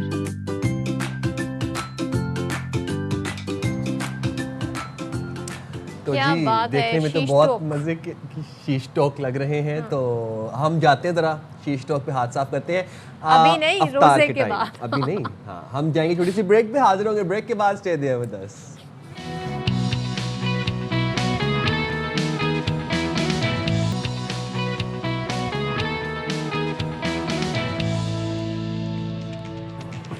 अस्सलाम वालेकुम, वेलकम बैक टू शाम रमज़ान। उम्मीद करते हैं आपका पहला रोज़ा बहुत खुशगवार जा रहा होगा। जनाब, मैं अभी मेरे दिमाग में ना एक चीज़ चल रही थी, ऊंट रे ऊंट तेरी कौन सी कल सीधी। इसी तरह ही कहूँगा, भारत रे भारत तू कब सच बोलेगा। कितना झूठ बोलता है, कितना झूठ बोलता है। सदफ, प्लीज आप बताएं कि मैं क्या कहना चाह रहा हूं। मुहावरा जो यूज किया है साइम ने, इसका कॉन्टेक्स्ट, इसकी स्टोरी मैं आपको बता देती हूँ। देखिए, दुनिया भर में बड़ी बड़ी समिट की जाती हैं, तमाम मुल्क जो है वो भी करते हैं। आजकल एआई का ज़माना है, तो भारत में हुई AI 2026 समिट। अच्छा, ये समिट आई थिंक इस वक्त जारी भी होगी। अब क्या होता है, जब इस तरह की समिट की जाती है, आप अपने मुल्क में तैयार करदा मैन्युफैक्चर प्रोडक्ट को डिस्प्ले करते हैं, उसकी एग्जीबिशन होती है, उसे शोकेस करते हैं। दुनिया भर से रिप्रेजेंटेटिव्स आते हैं, मुंदबीन आते हैं, वो आपका प्रोडक्ट देखते हैं, आपसे पूछते हैं इस बारे में। तो वहाँ पर जनाब एक प्रोफेसर साहिबा थी यूनिवर्सिटी की, ज़ाहिर है यहाँ पर हुकूमत की तरफ से भी इसमें काफ़ी ज़्यादा फंड किया गया होगा। वहाँ की यूनिवर्सिटीज़, वहाँ के रिसर्चर्स, वहाँ की प्राइवेट यूनिवर्सिटीज़, सब ने मिलकर यहाँ प्रोडक्ट तैयार किए। अब जनाब, ये आप रोबोटिक कुत्ता यहाँ पर देख रहे हैं, इसका डिस्प्ले हुआ, इसके बारे में बताया गया। तो वो जो खातून थी प्रोफेसर, वो क्या बोल रही थी, क्या बता रही थी, ज़रा वो सुन लेते हैं। Orion, you to meet Orion, and this has been developed by the Center of Excellence at the Golgothias University. This has been developed by the Center of Excellence at the Golgothias University. ये बहुत interesting सी चीज है। इसकी and to and engineering से लेकर के इसका application सब कुछ यूनिवर्सिटी पे हुआ है, और ये इंडिया का पहला ड्रोन सॉकर एरिना है जो गलगोटियास पे ऑन कैंपस आपको देखने को मिलेगा। ओह माय गॉड, एक होता है झूठ बोलना, एक होता है कॉन्फिडेंस के साथ झूठ बोलना, जो कि भारतीय और ख़ास तौर पर गोदी मीडिया तो करते ही करते हैं। लेकिन आप गलगोटिया यूनिवर्सिटी के प्रोफेसर्स भी कॉन्फिडेंस, अच्छा वो ऐसे कॉन्फिडेंस आप बता रही है ना कि इसमें ये फीचर्स हैं, ये स्पेक्स हैं। इसका नाम है ओरायन या ब्रायन इसका नाम है, और ये गलगोटिया यूनिवर्सिटी के सेंटर ऑफ एक्सीलेंस में हमने मैन्युफैक्चर किया। जबकि अब ज़ाहिर है ज़माना है टेक्नोलॉजी का, आप स्कैन करके ये तक पता लगा लेते हैं ये प्रोडक्ट कहाँ बना, कहाँ तैयार हुआ, कहाँ इसकी कंपनी से है। तो जब इसके बारे में पता लगाया वहाँ पर मौजूद लोगों ने, तो पता चला जी ये तो प्रोडक्ट मेड इन चाइना है, मेड इन कोरिया है, मेड इन भारत, इनमें से प्रोडक्ट नहीं निकले ये वाले। तो मतलब ये जो डॉग था ये मेड इन चाइना है, और वो जो ड्रोन था वो जनाब मेड इन कोरिया है। और ये जनाब क्या बता रहे थे कि ये गलगोटिया यूनिवर्सिटी में हमने खुद से बनाया, मैन्युफैक्चर किया है, मतलब बाहर से प्रोडक्ट्स मंगवा के। अच्छा देखिए, बात दरअसल ये है, जब आप इतना झूठ बोलेंगे ना तो आपको झूठ की आदत पड़ जाएगी, और आपको लगेगा कि पब्लिक को ये झूठ हजम हो जाएगा। आपको याद है मई में क्या हुआ था? मई में हमने इनके जहाज गिराए, मानने को तैयार नहीं, फिर इन्होंने हमारे लाहौर में पोर्ट जी डिस्कवर कर लिया, जो कि मतलब पोर्ट है ही नहीं कराची में। इनका मीडिया जिस तरीके से झूठ बोल रहा था कि कराची को हमने जी फतह कर लिया, और शहबाज शरीफ साहब के बारे में और हमारे आसिम मुनीर साहब के बारे में न जाने क्या क्या इनका मीडिया झूठ बोल रहा था, और इन्हें लग रहा था इनका झूठ पकड़ा नहीं जाएगा। लेकिन इनका झूठ हमेशा पकड़ा जाता है, तो इनका यहाँ पे बोला गया झूठ जो है वो भी पकड़ा गया। तो बाद में हुआ क्या, वो भी निकल कभी क्लेम ही नहीं किया कि हमारा है, इंडियन है, गलगोटियन है, हमने नहीं कहा सर। मैं जो कहना चाहती हूँ शायद मैं बहुत अच्छे से कह नहीं पाई, समय के अभाव के कारण या आसपास के बज़ और शोर के कारण, और आप जो समझना चाहते हैं शायद आपने उसमें पूरा धैर्य नहीं दिया उसको ठीक तरह से समझने का। आसपास के बज़ के कारण नहीं, झूठ के बज़ के कारण आप सच बोल ही नहीं पाई, और आपने ये क्लेम किया कि ये गलगोटियन है। ये जो दोनों, एक ये डॉग था और जो ड्रोन था, ये गलगोटिया यूनिवर्सिटी में सेंटर ऑफ एक्सीलेंस में बना है। बाद में जब आपका झूठ पकड़ा गया तो आपने कहा कि ओह वो ड्यू टू बज़ और may be heat of the moment में मुंह से निकल गया। अच्छा, आई थिंक वो जो ड्रोन वाला है उसका भी इशू बना, वो जो बिल्कुल ड्रोन का भी इशू बना था। वो ये देखिए, जहाज़ों के साथ इनकी हिस्ट्री अच्छी नहीं है, बिल्कुल जहाज़ों से तो आप लोग प्लीज भारतीय दूर रहा करें। ये आपको जरा सुनवाते हैं प्रोफेसर क्या रहा है। गलगोटिया का 250 रुपए का इन्वेस्ट AI वाला आ रहे थे ना, 350 करोड़ इन्वेस्ट किए उन्होंने AI पे, 250 रुपये में बन जाएगा। ये चांदनी चौक जाओ चोर बाजार में, ये 50 रुपये का पंखी, ये 50 रुपये का थर्मोकोल का सीट, और ये 100 रुपये का, ये हो गया 250। क्या बताएंगे, अपने ही लोग इनके पोल खोल रहे हैं। अब इनकी जो अपोजिशन जमात है कांग्रेस, उन्होंने भी एक्सपोज में लिखा कि मोदी हुकूमत ने आलमी सतह पर भारत को AI के मामले में मजाक बनाकर रख दिया है, और AI समिट में चीनी रोबोट को भारतीय बनाकर पेश किया गया। ये भारत के लिए वाकई शर्मनाक है। अब सोचें, उनके लोग, उनकी अपोजिशन ये बातें कह रही है, और मामला जी ऐसे ही है। मैं अभी कहीं पे पढ़ रहा था, बिल गेट्स ने भी इस AI समिट में खिताब करना था, वो बिल गेट्स ने भी कैंसिल कर दिया अपना खिताब। फिर भी सूट करती है देन अगेन शफात उनके बारे में। देन अगेन आप इतना झूठ बोलेंगे, 350 करोड़ आपने AI में इन्वेस्ट करने आने का बाद आपने क्लेम करते हैं, और आप क्या AI समिट के अंदर किस तरह की आप टेक्नोलॉजी दिखा रही हैं जिसमें थर्मा स्टिकर लगाए हुए हैं, थर्माकोल शीट के ऊपर पंखे लगाए हुए हैं? अच्छा, हमें कहने की rot. कुछ भी जरूरत नहीं, हम तो रिपोर्ट कर रहे हैं। ये वहाँ पर मौजूद लोगों जो हैं, उन्होंने लोगों ने बताया है, इनकी कांग्रेस की बातें कर रही, तो भारत के जी झूठ के सिलसिले जारी हैं और झूठ का पोल खुलने का सिलसिला भी जारी है, जिससे हम आपको अपडेट्स देते रहेंगे। अच्छा जी, ज़रा हम आ जाते हैं पाकिस्तान की सियासत के हवाले से बात कर लेते हैं। और इस वक्त हुक्मरान जमात जो है मुस्लिम लीग नून और इत्तेहादी जमात पाकिस्तान पीपल्स पार्टी, दोनों का बड़ा अच्छा कहते हैं ना एक दोस्ती वाला सिलसिला मामला है, लेकिन कहीं ना कहीं कुछ ना कुछ तलखी होती रहती है। अब ज़रा से हम फासले फिर देख रहे हैं, ख़ासतौर पे आज़ाद कश्मीर का जो मामला है, इसमें दोनों जमातों के दरमियान हमें एक वाज़ेह टेंशन नज़र आ रही है। मुस्लिम लीग आज़ाद कश्मीर के सदर हैं शाह गुलाम कादिर, वो कहते हैं कि पीपल्स पार्टी अक्सरियत खो चुकी है। अब बार बार वैसे ये रिपीटिशन हम देखते हैं कि आज़ाद कश्मीर में हो रही होती है। हुकूमत जवाब देने से कासिर है, अपोजिशन का सामना करने से घबरा रही। हुकूमत समझती है बंदर बाट की पॉलिसी को तब्दील नहीं किया जा सकता। अच्छा जी, PP ने अगर ये रवैया ना बदला तो अदम एतमाद की तहरीक लाएंगे, मतलूबा तादाद पूरी है। ज़रा सुनवाते हैं आपको।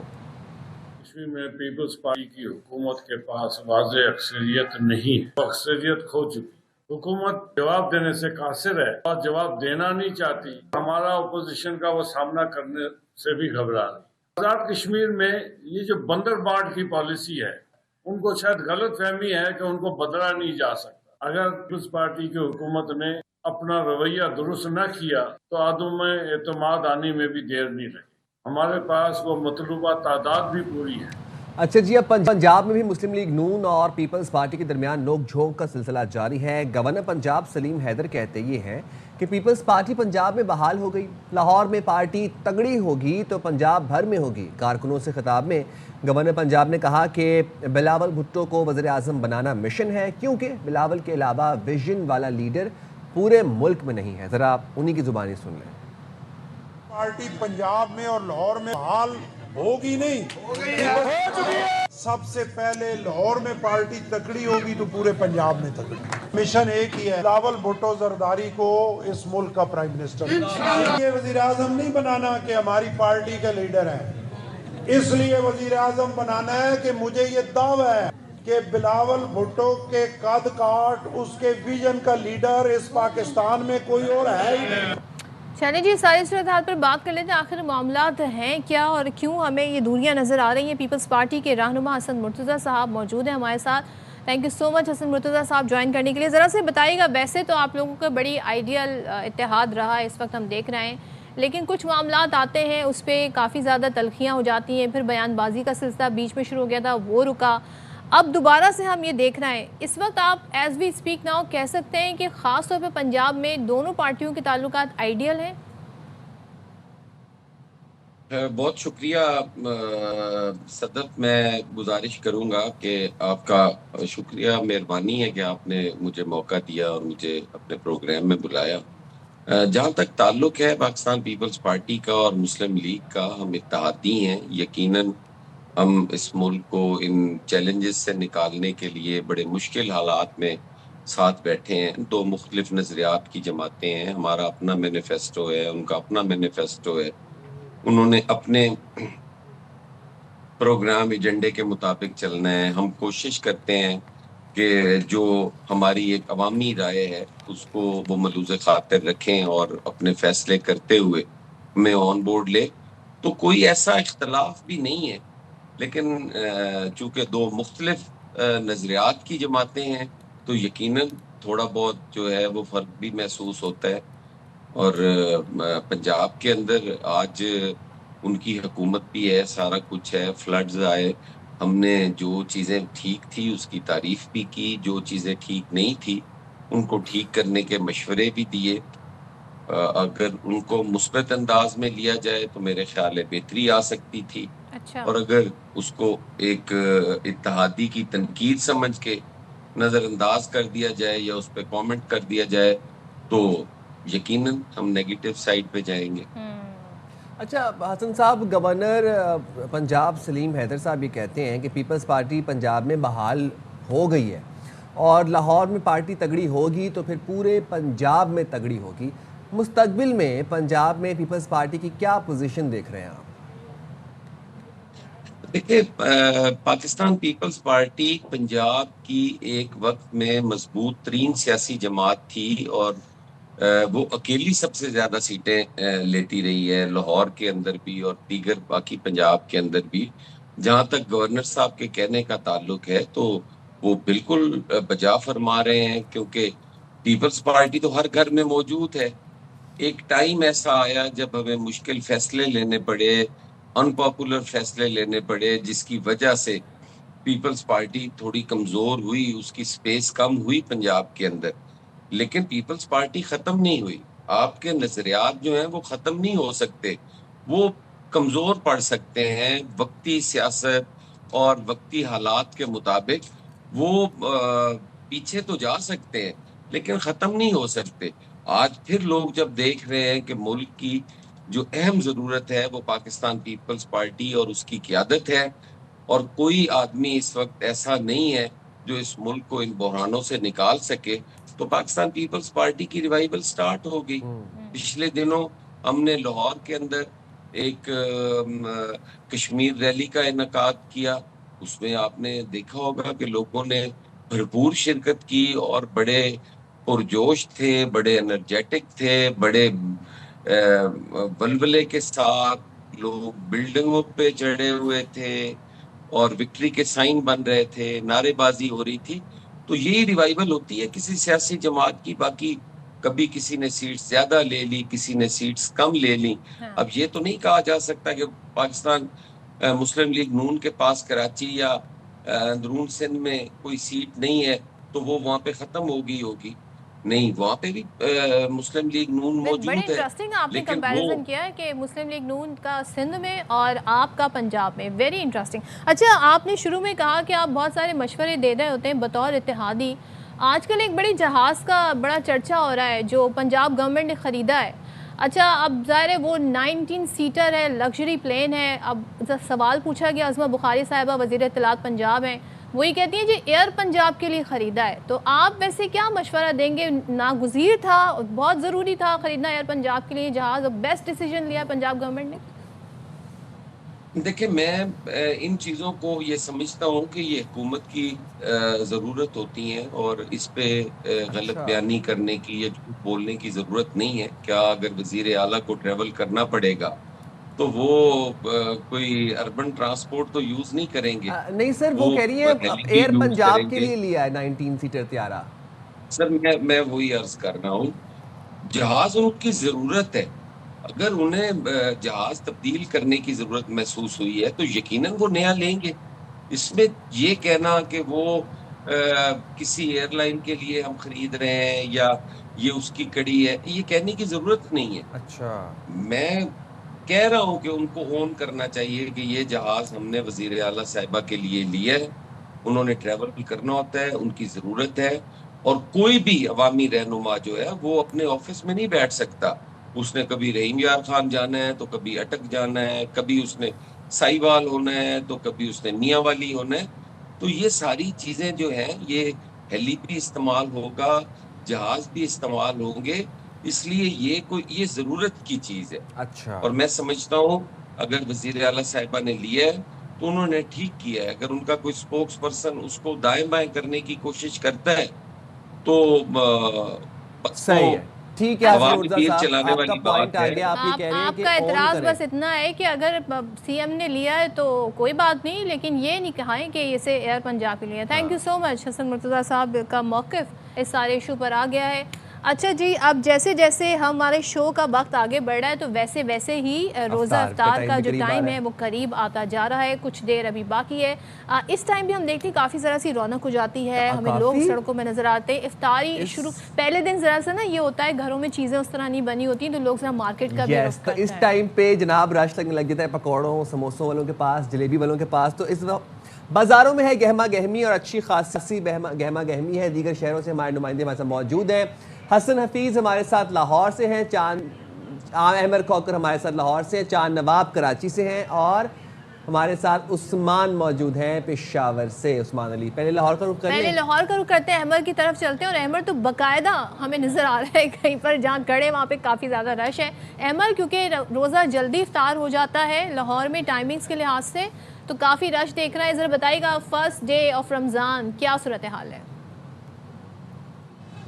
देखें, रमज़ान मुबारक का पहला रोज़ा था और फिर पहली इफ्तारी है, तो रश जो है वो बहुत ज़्यादा है बाज़ारों में, क्योंकि जैसे सदब आपने बात की, पहले रोज़ लोगों की कोशिश होती है कि ज़रा कम बनाएं घरों में और बाहर से ज़रा खरीदो फरोख्त ज़्यादा करें। तो दस्तरखान की रौनकें बढ़ाते हैं समोसे, कचौरियाँ, पकोड़े।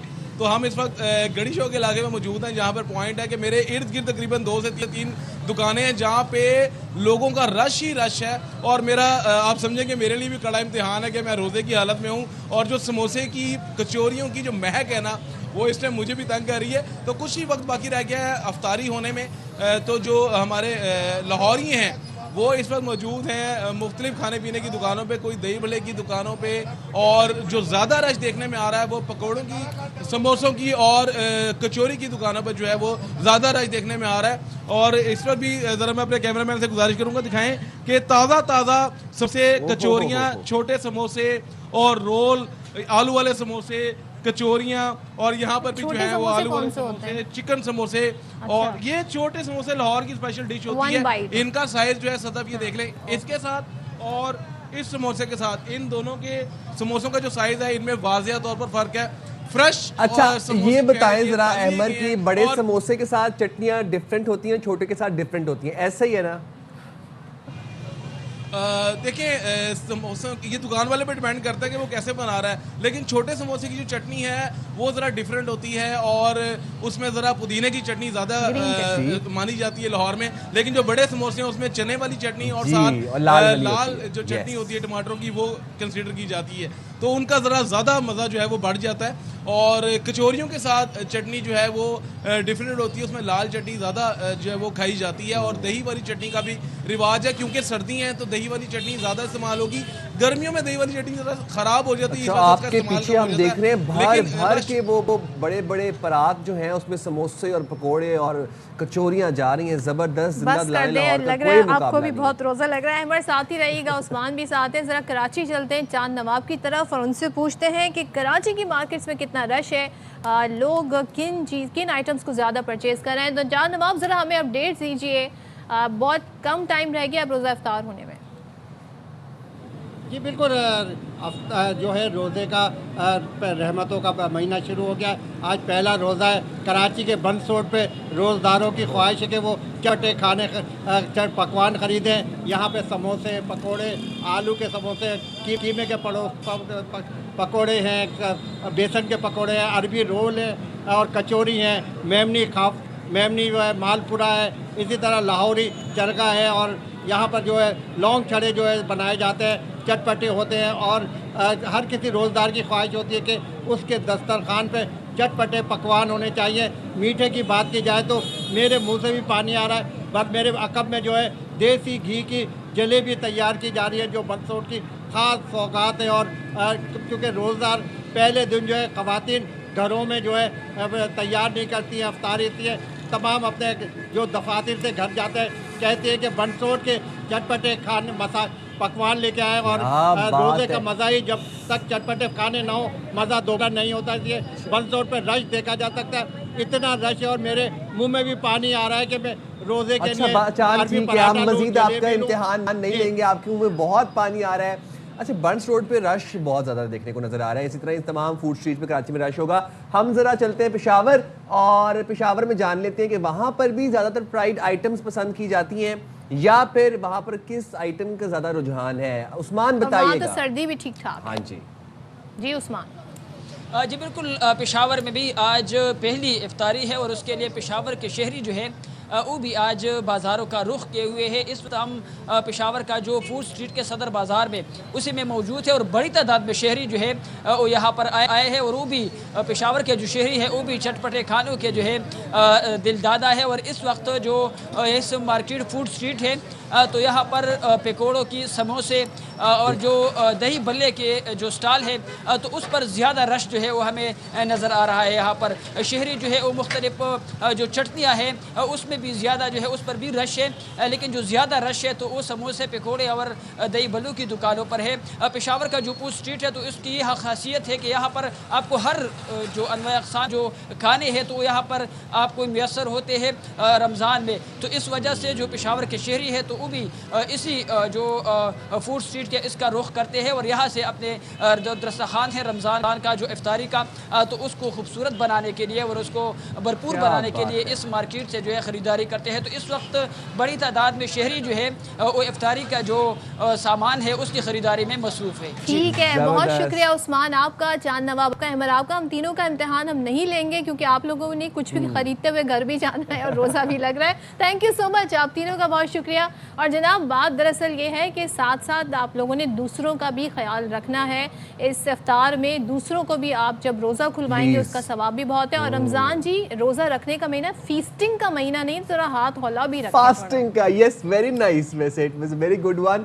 तो लोगों का भी ख्याल रखना है आपने, जो आपके इर्द गिर्द ज़रूरतमंद लोग हैं उनका प्लीज़, उनको अगर आप अफ्तार करवा सकते हैं अफ्तार करवाएं, अगर आप राशन डलवा सकते हैं राशन और ईद की शॉपिंग करवा सकते हैं तो बहुत अच्छा हो जाएगा। हम जाएंगे छोटी सी ब्रेक पे, हाजिर होंगे ब्रेक के बाद। स्टे देयर विद अस।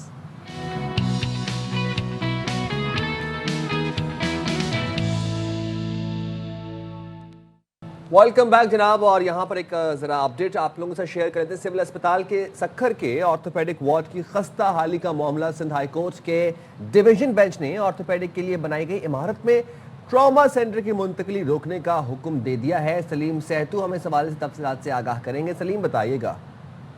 जी बिल्कुल, आज पाकिस्तान फेडरल यूनियन के रहनुमा लाला असद पठान की जानिब से सिविल अस्पताल सक्खर में कायम ऑर्थोपेडिक वार्ड की खस्ता हाली इमारत के खिलाफ दाखिल जो दरखास्त थी वो सिंध हाई कोर्ट सक्खर के आईनी बेंच में जेर समाअत रही। आज जस्टिस अमजद अली गोयो और जस्टिस अली अज़ा पर मुश्तमिल दो रुकनी आईनी बेंच ने इस केस की समाअत की।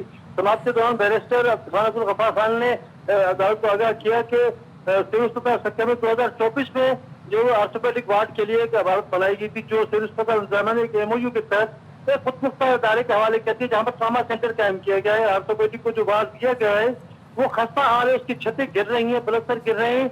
ऑर्थोपेडिक वार्ड में मरीज पहले ही हड्डियों उनकी टूटी होती है, वो मजीद जो बीमार हो सकते हैं, वहाँ पर उनको चोटें लग सकती हैं, जिस पर अदालत ने इंतहाई बरहमी का इजहार करते हुए सिविल अस्पताल इंतजामिया से इस्तफसार किया कि किसके कहने पर सिविल अस्पताल के ऑर्थोपेडिक वार्ड के लिए बनाई गई इमारत को ट्रॉमा सेंटर के हवाले कर दिया। अदालत ने फिर 4 हुक्म जारी किया कि वहाँ पर ट्रॉमा सेंटर जो वो बंद किया जाए। उस इमारत जो ऑर्थोपेडिक के लिए इमारत बनाई गई थी वहाँ पर किसी भी किस्म की कोई भी सरगर्मी आइंदा समाज तक ना की जाए। अदालत तय करेगी कि उस इमारत में क्या होगा, क्योंकि ठीक है, अदालत के इस हवाले से अहकामात आ गए। बहुत शुक्रिया सलीम सहतू हमें आगाह करने के लिए। हम अगेन शॉर्ट ब्रेक। ब्रेक पे हाजिर होंगे। ब्रेक के बाद हमारे साथ जुड़े रहिएगा।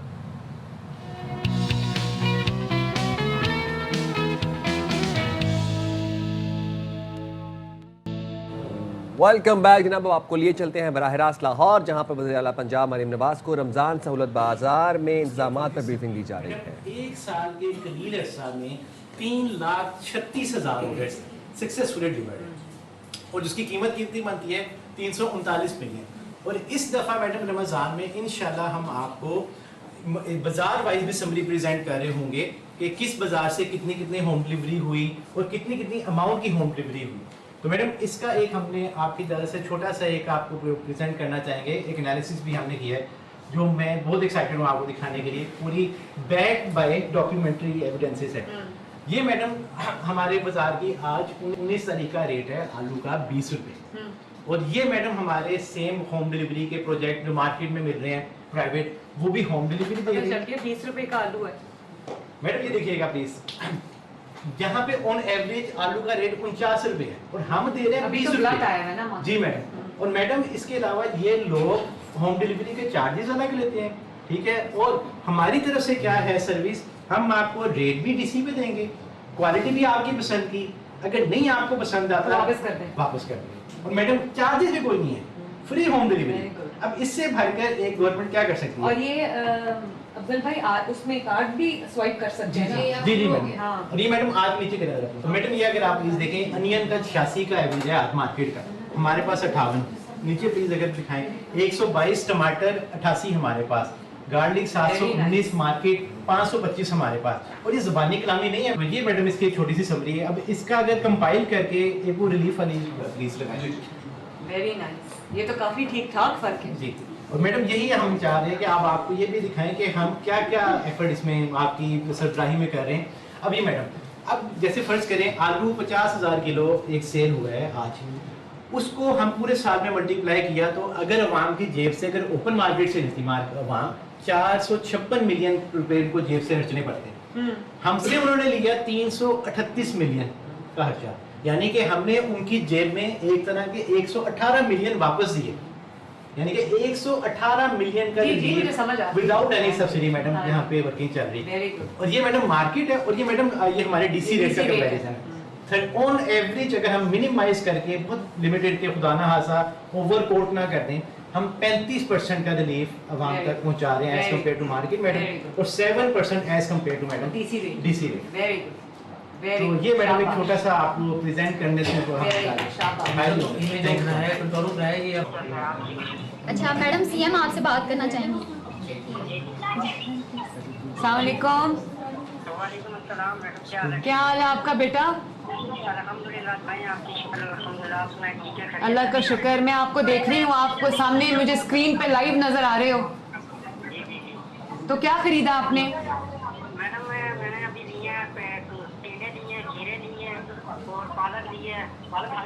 आपको टींडे कैसे मिले?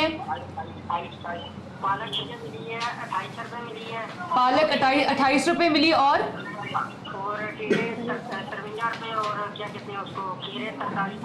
अच्छा, और बाहर से कितना फर्क है रमजान बाजार का? रमजान बाजार में फर्क तो है, काफी फर्क है। ये है कि रमजान बाजार में चीज साफ सुथरी मिल जाती है, और इतना नहीं है, जो नहीं है आराम से बंदा इजीली खरीदारी कर सकता है। और इर्द गिर्द का माहौल कैसा है? देखिए साफ सुथरा है, मुझे नजर आ रहा है स्क्रीन पे। मैडम बहुत अच्छा है यहाँ पे, माशाल्लाह सफाई वगैरह भी हुई है काफी। यहाँ पे आए हैं ना तो हमें बहुत एक अच्छा फील हुआ है। अच्छा, वेरी नाइस। अच्छा मुझे ये बताओ कि और क्या क्या खरीदना है? मैडम अभी ये करियाने वाली साइड से कुछ चीजें लेनी है और कोई क्रॉकरी की देखनी है। अच्छा, लिस्ट किसने बना के दी है?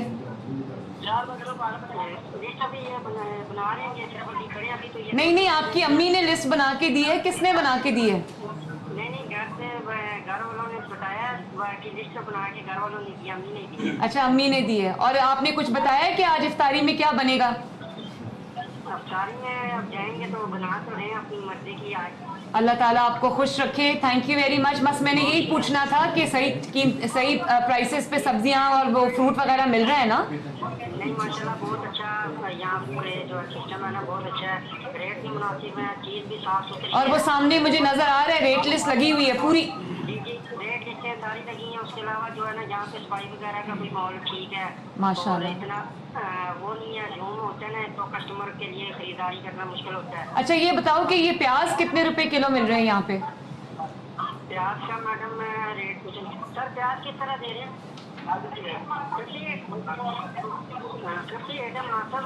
अच्छा 58 है, चलो बहुत, ये तो बड़ी अच्छी बात है। जब मैं हुकूमत में आई थी तो 300 रुपए किलो था प्याज। इसी तरह है, अब तो काफी फर्क है, 22 से भी अभी जो है ना काफी फर्क है। अच्छा चलो शुक्र है, जीते रहो खुश रहो बेटा, खुदा हाफिज। शुक्रिया, बहुत शुक्रिया, बहुत शुक्रिया। वज़ीर आला पंजाब वज़ीर आला पंजाब मरियम नवाज़ को रमज़ान सहूलत बाज़ार कंट्रोल रूम में इंतज़ामात के हवाले से ब्रीफिंग दी जा रही थी और उनको रेट्स के हवाले से ब्रीफिंग दी जा रही थी। तो वज़ीर आला पंजाब मरियम नवाज़ इस वक्त कंट्रोल रूम में मौजूद थी, जहाँ पर उनको रमज़ान सहूलत बाज़ार के हवाले से इंतज़ामात के हवाले से ब्रीफिंग दी जा रही थी। ब्रेक लेते हैं, ब्रेक के बाद वापस आते हैं।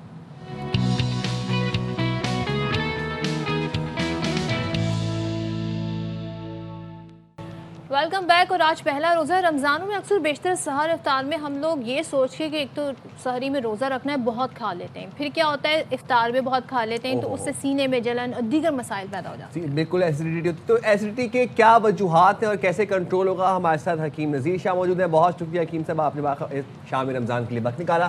सर क्या वजूहात and how to control it? देखिए बहुत सारे रीज़न हैं इसमें। यह है कि हम एक तो इफ्तार में बहुत कुछ बना लेते हैं और सहरी को भी लेकिन खाते थोड़ा सा और खाना खाने के बाद लेट जाते हैं।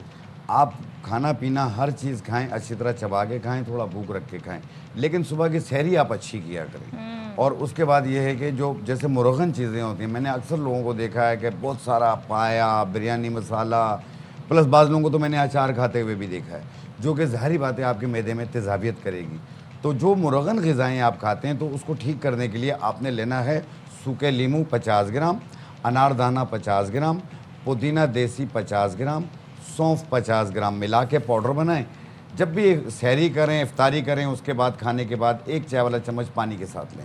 आप देखें लकड़ हज़म, पत्थर हज़म, मैदा तेज़ाबियत, गैसेस, मुंह का कड़वा हो जाना या मुंह में छाले बन जाना, तेज़ाबियत आना, मुंह के खट्टा पानी आना, पेट का फारा होना, ये सब दूर हो तो जाएगा। आप तो वो नुस्खा बता रहे हैं कि लोग फिर कहेंगे हम तो खाते ही रहे, हम फिर ये जो नहीं, खाना पीना मैंने कहा ना म्याना रवि पे करें, आप हर चीज़ चबा के खाएं। और देखें बाज़ लोगों को ब्लड प्रेशर रहने लग जाता है और एकदम सर में दर्द हो जाता है, इफ्तारी करते हैं ना, सर में दर्द शुरू हो जाता है। आपका कोई दवा मौजूद नहीं है, आपके घर में देसी लहसुन मौजूद है, 2 जवे लहसुन के कुचल के रोटी में लपेट के खा लें। रोटी में इसलिए लपेटें कि तेज़ाबियत ना करें, आप खा लें। आप देखना 10 मिनट में आपके सर दर्द में आराम आ जाएगा। सहरी इफ्तार कैसे करनी चाहिए? सहरी इफ्तार में देखें, इफ्तार जो है वो थोड़ा सा नॉर्मल करना चाहिए और हर चीज़ खाएं। आप फ्रूट भी खाएं, चना चाट भी थोड़ा सा खाएं, 1 आध 2 पकोड़े खा लें, 1 आध समोसा खा लें, बस। फिर उसके बाद आप जाएं नमाज़ पढ़ने, नमाज़ पढ़ के वापस आएँ, प्रॉपर अपना खाना खाएं, आप रोटी सालन खाएं आप, और खाना खा के और एक 40-50 कदम चल लें, आपका मसला हल हो गया। और पानी का टेक जो है आप हर आधे घंटे बाद आधा गिलास, हर आधे घंटे बाद आधा गिलास पिए, ताकि जो दिन को पानी आपने ना पिए और रात को और सहरी खा के पानी ना पिए, उससे पहले पहले पानी पी ले, 2 घूंट आखिर में आप। अच्छा, लस्सी का इस्तेमाल कैसा है सहरी? देखें सहरी में जो है आप बाज़ लोग दही खाते हैं, बाज़ लोग लस्सी पी लेते हैं कि हमें दिन भर जो है वो भूख ना लगे। हमारे यहाँ पे सब चाय पी जाती है, जैसे खाना पीना एंड हो जाता है तो एंड में सब चाय पी लेते हैं। पूरे दिन में प्यास और ये जो भूख की शिद्दत है ये कंट्रोल में रहती है। ये मेरे वालिद साहब का नुस्खा। अच्छा, हम वही करते आ रहे हैं, अभी तक मुझे एहसास ही नहीं है कि मुझे सब्ज़ चाय उसको बनाने का तरीका क्या है? आम सब्ज़ चाय जिस तरह बनाते हैं, 1 चम्मच सवा कप पानी में डाल के उबाल लिया, उसमें आप अपनी मर्जी का गुड़ भी मिला सकते हैं, शहद भी मिला सकते हैं, सही, अगर जायके के तौर पे। अदरवाइज़ ये है कि वेट भी नहीं बढ़ेगा। अगर आपने जिस तरीके से रमज़ान में वेट कम करना है और ईद पे स्मार्ट नज़र आना है तो आपने सिर्फ 2 चीज़ें ले लें, अलसी के बीज और ज़ीरा सफ़ेद मिला के पाउडर बनाएं, आधी चम्मच सुबह सहरी को, आधी चम्मच इफ्तार के बाद लें। आप देखें दिनों में आपका वेट कम होता जाएगा। चले, क्या ज़बरदस्त बातें बताइए, बहुत मुख्तसर टाइम में। थैंक यू सो मच हकीम शाह नज़ीर हमारे साथ। भाई देखिए, टाइम इफ्तार के बाद भी होता है, 2 घंटे का तरावी में टाइम होता है, तो जो लोग तरावी पढ़ रहे हैं वो ख़ास तौर पे अपने साथ पानी की बोतल ले जाएं ताकि आपको डिहाइड्रेशन ना हो। बिल्कुल जनाब, तो अब हम आपसे चाहेंगे इजाज़त, अपना बहुत ज़्यादा ख्याल रखिएगा। और लाहौर में इस वक्त अज़ान मगरिब का वक्त हुआ चाहता है, हमें दे इजाज़त। अल्लाह हाफ़िज़। पाकिस्तान जिंदाबाद।